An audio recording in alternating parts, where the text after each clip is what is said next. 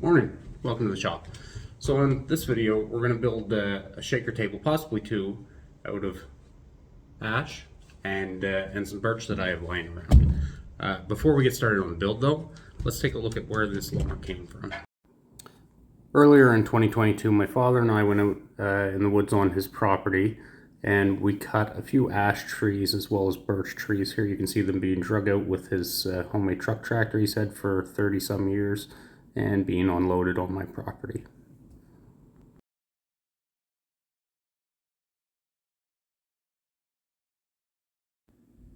The log you see on the bottom row is the ash I used for this project.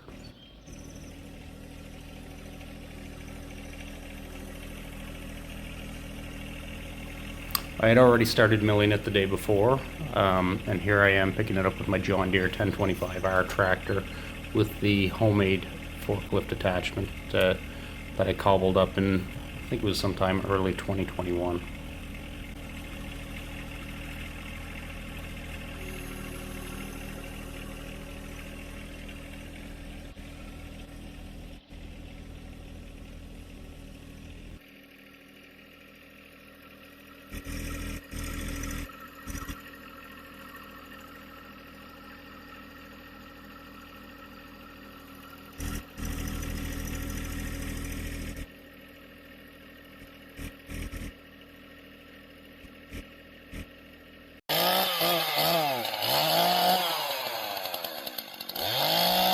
This is a Timber Tough jig attached to a still, I believe it's a 250 chainsaw, and the chainsaw is equipped with a ripping chain.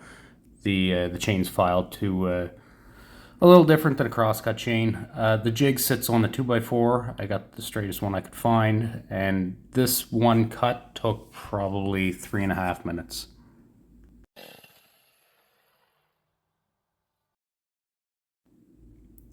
The chain leaves very, very rough marks, as you can see here. But since I have a joiner and planer of my own, I'm not too concerned about how square they are and how rough they are.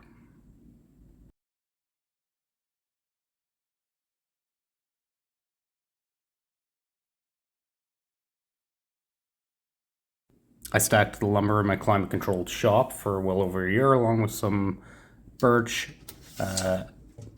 applewood, cherry, and beech.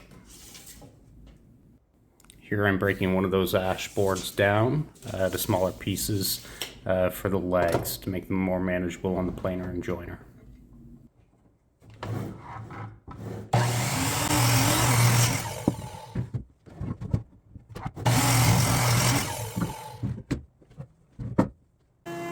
Now everything takes a trip through the joiner and planer to get dimensional lumber to work with on the project. So now you can see that I've milled the ash from rough lumber to dimensional lumber. That was done with the joiner, the planer. Now what I need to do is, these are for the legs. So what I need to do is set my table saw fence to the exact thickness of this piece of material so that I can create a perfect square. To do this, I simply sit the piece of wood up against the saw and I bring the fence to it.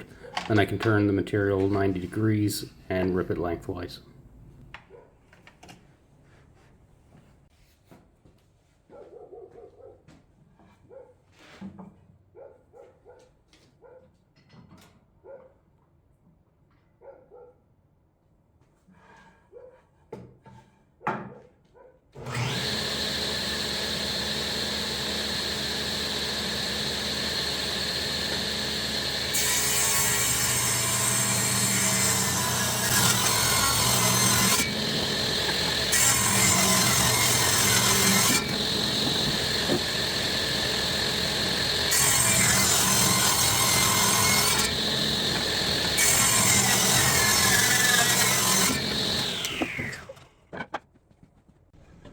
So now what I have are 4 legs, an inch and 11/16 square. What I need to do now is create the taper on 2 sides, which is kind of indicative of a shaker table. So to do that, we're going to create a taper jig for the table saw, and we'll rip these down on 2 sides. Alright, so I've got my simple tapering jig made, okay? Simply a piece of plywood with a couple of pieces on to get the angle, and then this will hold down my workpiece so I don't have to have my fingers close to the blade. Here you can see I've already made my first pass with the tapering jig and the diagonal wedge that it produces. I turn it 90 degrees and that gives me the taper for the second side.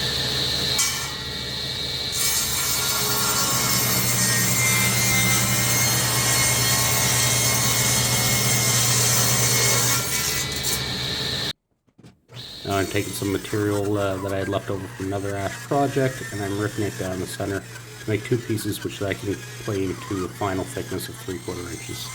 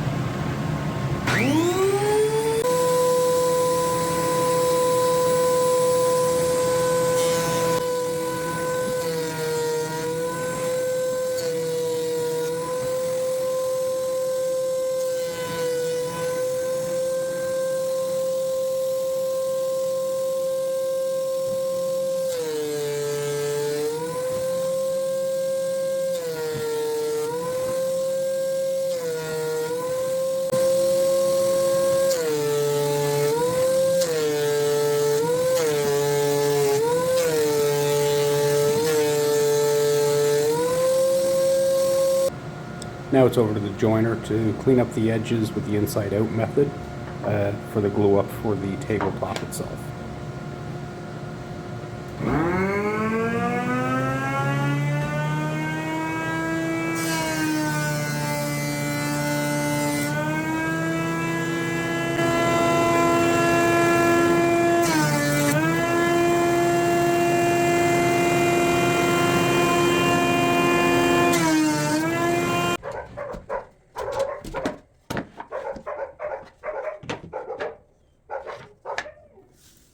The pieces are marked and laid out. Now I prepare the biscuit joiner. It was set for a 20 biscuit. I'm setting it now for a size 10.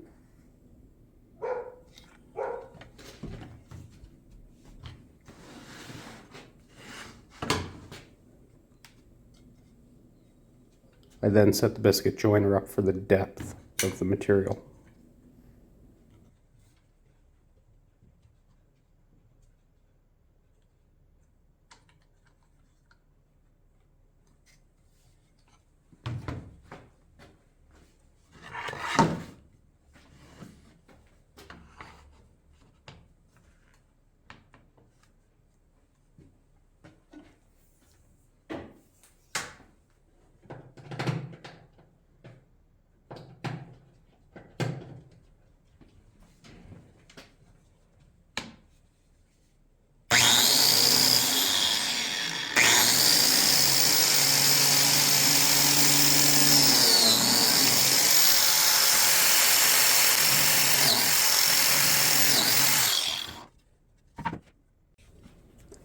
Next was the tabletop glue up. I'm using size 10 biscuits. This is honestly one of my least favorite parts of woodworking. I always seem to have trouble getting the boards to stay level with each other. In hindsight, if I were to do this again, I probably would have done it in 3 steps. 2 boards, then 2 boards, then those 2 panels together. It's a little more manageable that way.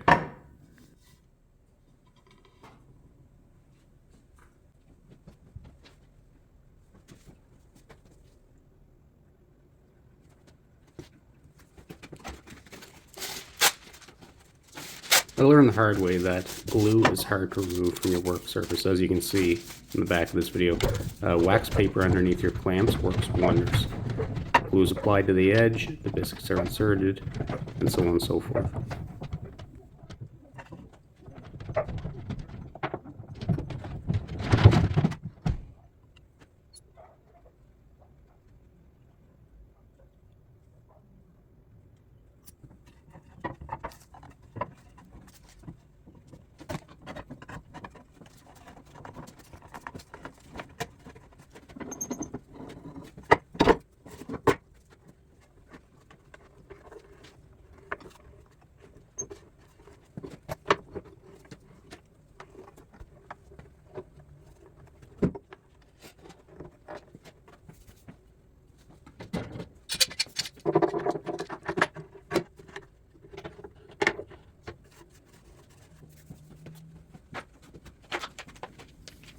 squeeze out of glue is then cleaned up with the damp cloth.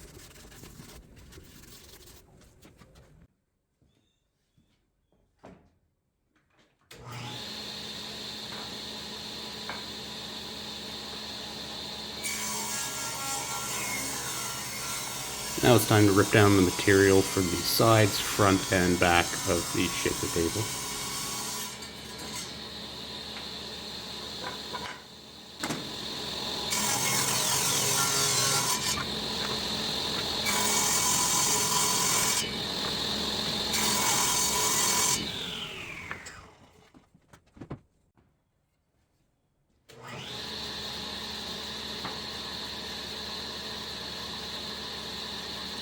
These pieces are then squared up and cut to length with the miter gauge. In hindsight, I realized later on in the project that my miter gauge was out of 90 by probably about half a degree, which affected the overall project.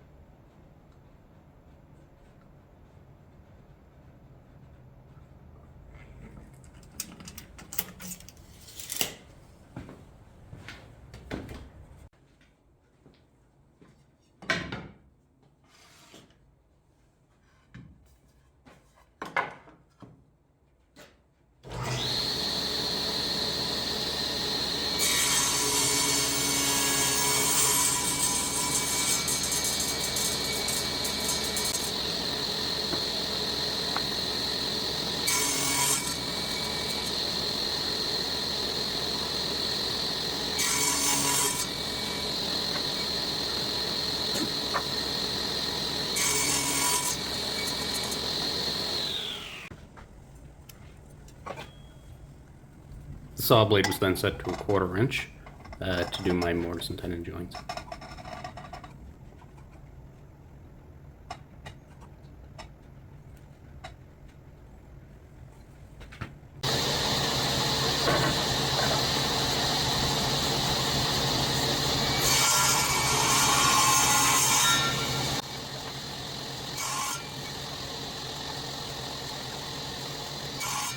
This is where I learned that my miter gauge was ever so slightly off 90. Next I used a jig I had laying around the shop to cut off the waste.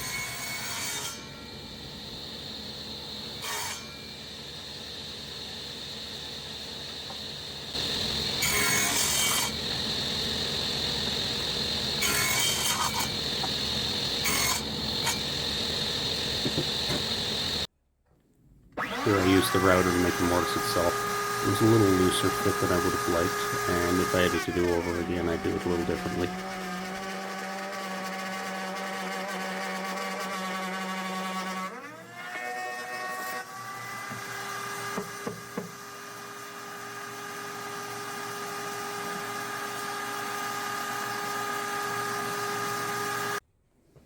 Everything then got a rough sanding.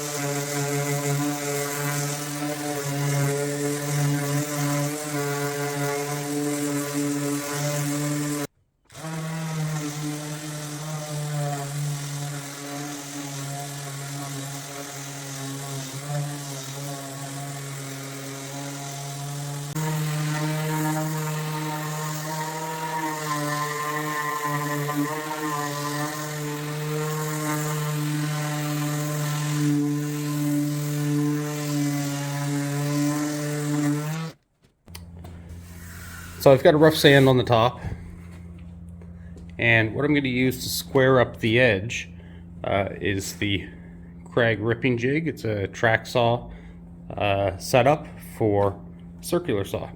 So I'll get that set up. So how this works, you've got the guide, it has this plastic end on it, and you set it up right on your line. I have a square line,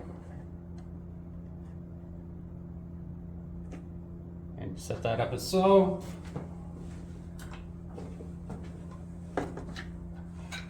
Set the depth of cut.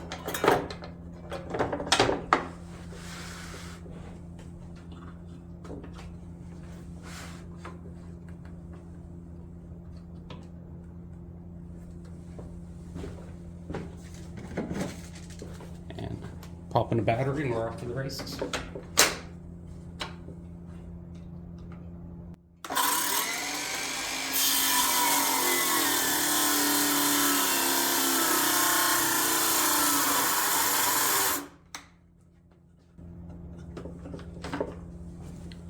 Let's get a more powerful battery.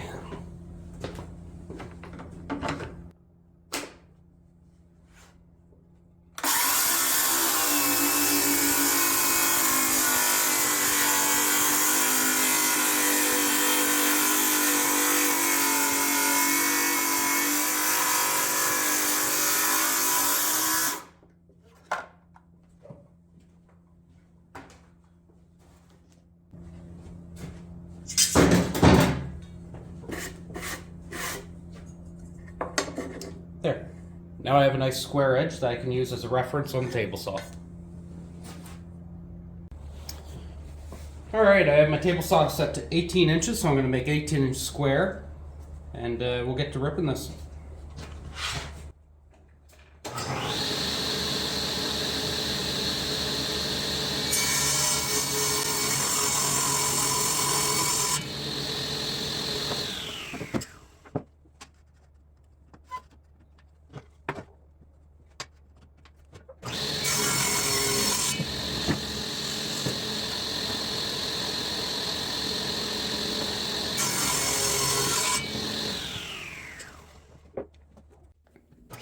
Here I'm cutting the bevel on the underside of the table.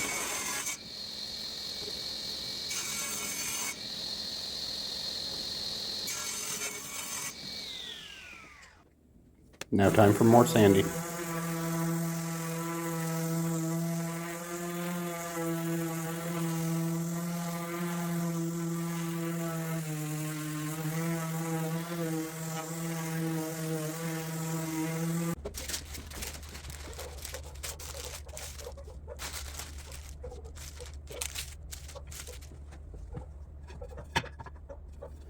Next was time to glue the back and sides to the lag pieces themselves.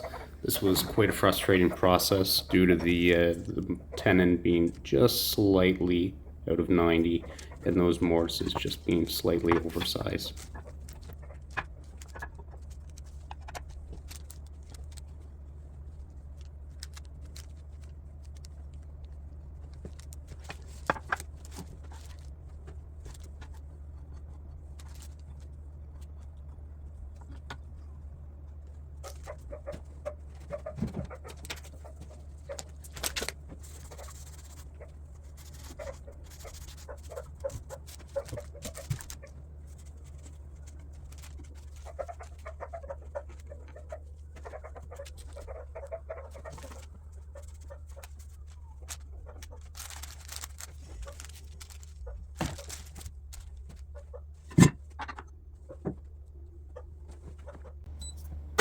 This is a digital angle reader. I set it to 0 on the saw table itself, and then bring my blade back to 90. It was off of 90 for that bevel cut I had made on the bottom of the top. Here I'm setting the table saw fence to 1 inch. That's my front panel, and I need to remove 1 inch for a top and a bottom above and below the drawer.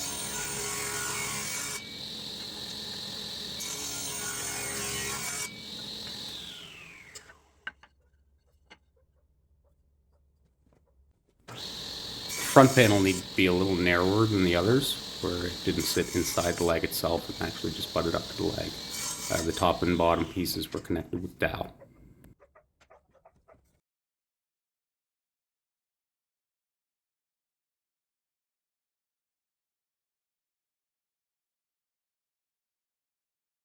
Holes for the dowels were then drilled into the lag pieces themselves. I used the table saw to make the top and bottom a little more decorative.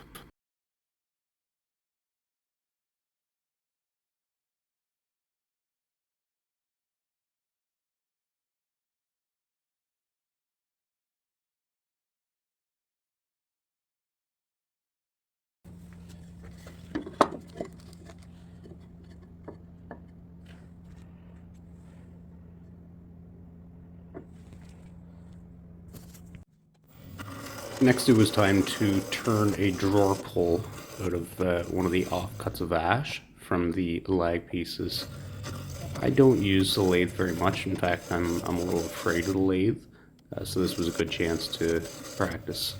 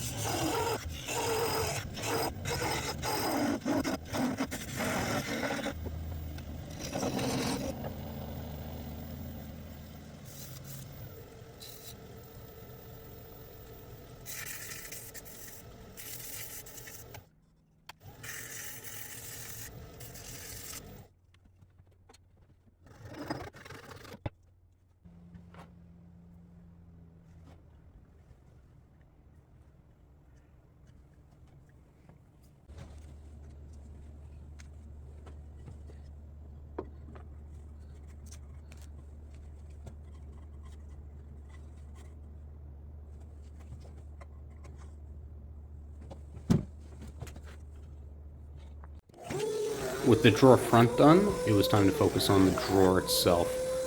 This is some beech lumber which I picked up last year from a retired Michelin worker. He cut the trees and milled the logs with his bandsaw mill.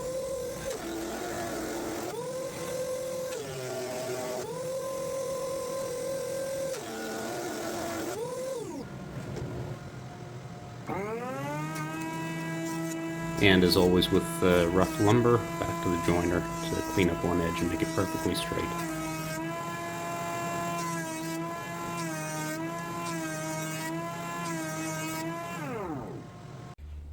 I set the table saw to 2 1/4 inches for the drawer pieces.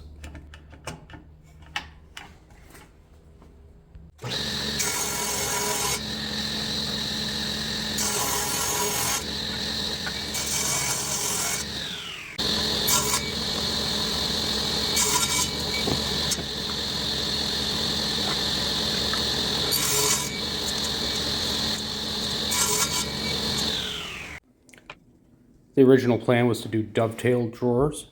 However, my dovetail guide didn't show up in time, so I decided to go with rabbets.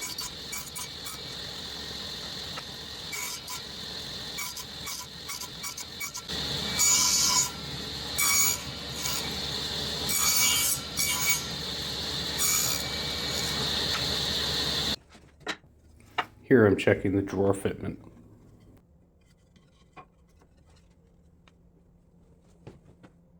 My boy Augustus realized he could see me through the window. Wasn't very happy, wasn't with me.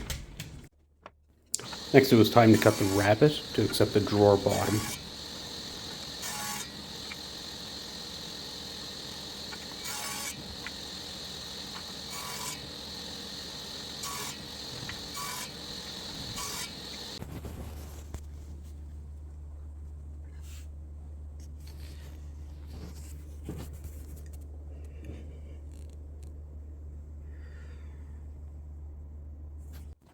With all that done, it was time to cut the drawer bottom. This is just simply a piece of 1/4 inch MDF with a veneer.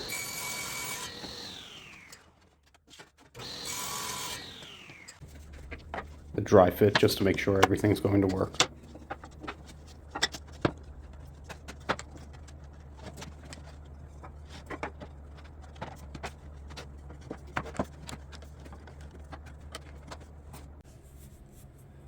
What you're looking at here are rails for the drawers to slide on.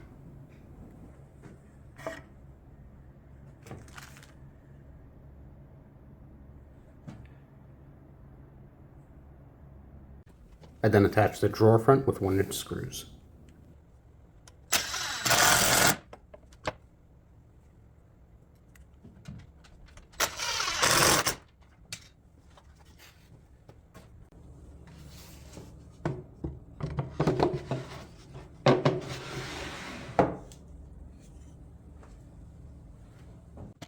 You guessed it, time to sand.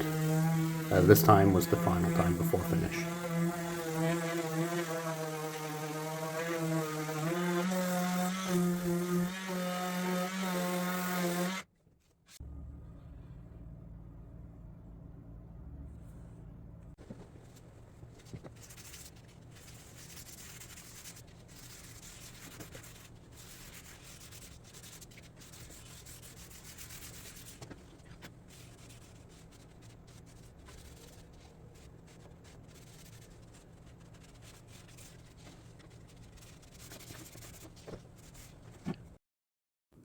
And this is the finished product. Overall, I'm fairly happy with how this went. There were a few mistakes made along the way, which I'll learn from for the future. A lot of that has to do with me wanting to get this project done in the few days that I had off. It's something that I've wanted to do for a number of years. I built one previously, which you're going to see here in a minute. Lesson learned, take my time, find better ways to do things. But in the end, I'm very pleased. So here's the shaker table next to one I built in 2009 as part of the Heritage Carpentry class at Nova Scotia Community College. The top on that table was made out of walnut, birch, and maple. It is full thickness glue up. Very hard to do, half-blind dovetails compared to the rabbet joints that I have on my new table.